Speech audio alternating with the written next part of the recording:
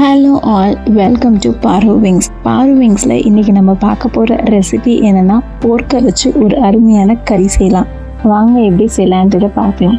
First ஒரு pan எடுத்துக்கலாம். Pan எடுத்துகிட்டு போர்க்கை நல்லா சின்ன சின்ன பீசஸாக கட் பண்ணிக்கலாம். கட் பண்ணி எடுத்ததுக்கப்புறம் அதை நம்ம நல்லா வாஷ் பண்ணிவிட்டு இந்த கடாயில் சேர்த்துக்கலாம். கடாயில் சேர்த்துட்டு அதை நல்லா வதக்கிக்கலாம்.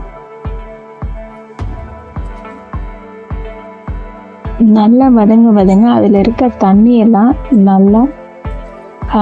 நல்லா சுண்டிடும். சுண்டினதுக்கப்புறம் கொஞ்சம் கொஞ்சமாக அதில் இருக்க எண்ணெய் பிரிஞ்சு வர ஆரம்பிக்கும். நல்லா இந்த மாதிரி தண்ணியெல்லாம் சுண்டினதுக்கப்புறம் இந்த மாதிரி இருக்கும். ஒரு 5 நிமிஷம் இதே மாதிரி சுண்டிக்கிட்டே இருந்தீங்கன்னா நல்லா அதில் கொஞ்சம் கொஞ்சமாக எண்ணெய் வர ஆரம்பிக்கும். கொஞ்சம் பிடிக்கும். இந்த மாதிரி பண்ண இப்போ தான் லைட்டாக எண்ணெய் விட ஆரம்பிக்குது. இந்த மாதிரி கிளறிக்கிட்டே இருந்தீங்க நல்லா இந்த மாதிரி எண்ணெய் பிரிஞ்சு வரும். இந்த மாதிரி பார்த்தீங்கன்னா பாருங்கள் எவ்வளோ எண்ணெய் பிரிஞ்சு வந்திருக்குன்னு பாருங்கள். இதுக்கப்புறம் இதை நல்லா கிளறி விட்டிங்கன்னா நல்லா கலர் சேஞ்ச் ஆகும். கலர் சேஞ்ச் ஆனதுக்கப்புறமேட்டு நல்லா இந்த மாதிரி நெய் பிரிஞ்சு வந்துடும். வந்ததுக்கப்புறமேட்டு இதை நம்ம தனியாக ஒரு கப்பில் எடுத்து வச்சுக்கலாம். நல்லா இந்த மாதிரி கலர் பிரிஞ்சு வந்ததுக்கப்புறம் எடுத்து வச்சுக்கலாம். சரி, தனியாக ஒரு ட்ரேயில் எடுத்து வச்சதுக்கப்புறம் அதே எண்ணெயில் நம்ம சோம்பு ஒரு ஸ்பூன் சேர்த்துக்கலாம். சேர்த்துட்டு 4 பச்சை மிளகாவை கீரி இதோட சேர்த்துக்கலாம். சேர்த்துட்டு அதையும் நல்லா வதக்கி விட்டுக்கலாம். நல்லா வதங்கினதுக்கப்புறம் ஒரு 1/4 கிலோ சின்ன வெங்காயத்தை எடுத்துக்கலாம். எடுத்துட்டு பாதி கட் பண்ணியும் பாதி அரைச்சும் சேர்த்துருக்கேன். சேர்த்துட்டு அதையும் இந்த எண்ணெயில் நல்லா வதக்கி விடலாம்.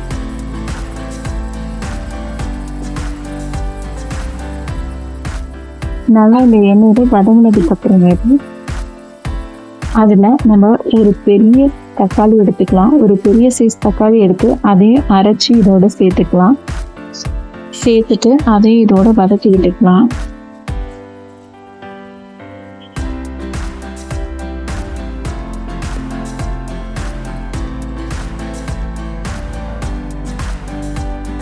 நல்லா இது வதங்கினதுக்கு அப்புறமேட்டு இதில் ஒரு 2 டேபிள் ஸ்பூன் இஞ்சி பூண்டு பேஸ்ட்டு சேர்த்துக்கலாம். சேர்த்துட்டு அதையும் இதோட நல்லா வதக்கிக்கலாம். நல்லா பச்சை ஸ்மெல் போகிற வரைக்கும் நல்லா இதை வதக்கி எடுத்துக்கலாம். அதுக்கப்புறம் இதுக்கு தேவையான அளவு உப்பு சேர்த்துக்கிறோம். உப்பு சேர்த்துட்டு உப்பு சேர்க்கும் போது சீக்கிரம் அது நல்லா வெந்து வரும். அதனாலதான் இந்த வெங்காயம் தக்காளியோட உப்பு சேர்த்துக்கிறோம். சேர்த்து அதையும் நல்லா வதக்கினதுக்கு அப்புறமேட்டு ஒரு 1/2 ஸ்பூன் மஞ்சத்தூள் சேர்த்துக்கலாம். சேர்த்துட்டு 1 டேபிள் ஸ்பூன் மிளகாத்தூள் சேர்த்துருக்கேன்.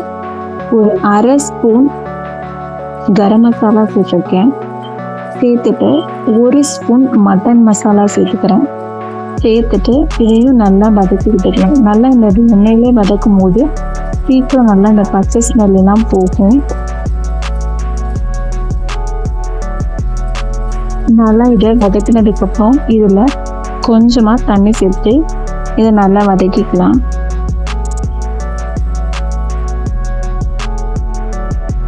தண்ணி சேர்த்துட்டு இதை இதில் நல்லா கொதி வர விடலாம். நல்லா இந்த மாதிரி கொதி வரணும்.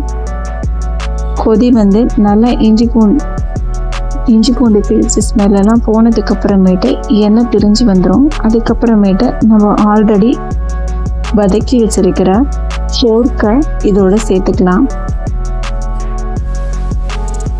சேர்த்துட்டு அதோட இதை வதக்கிக்கலாம்.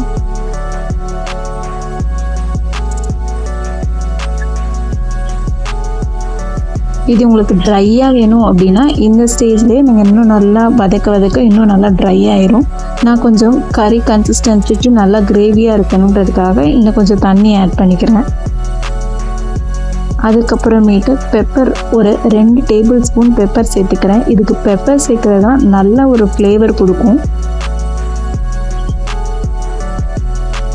சேர்த்துட்டு ஒரு 1/2 ஸ்பூன் ஜீரகத்தூள் சேர்த்துருக்கேன். சேர்த்துட்டு இதையும் நல்லா மிக்ஸ் பண்ணிக்கலாம். மிக்ஸ் பண்ணிவிட்டு இதில் ஒரு 2 டம்ளர் தண்ணி ஊற்றிக்கிறேன். தண்ணி ஊற்றிட்டு இதை நல்லா வேக வச்சுக்கலாம்.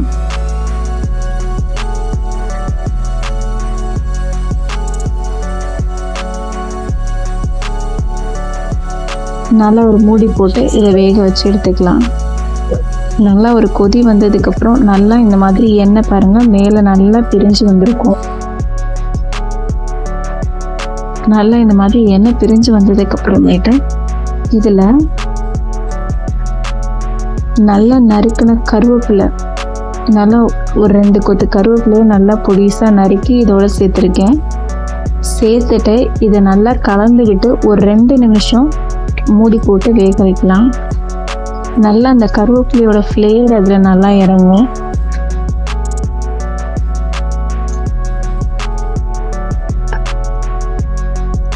ஒரு 2 நிமிஷம் நல்லா இதை ஒரு மூடி போட்டு வேக வச்சுக்கலாம்.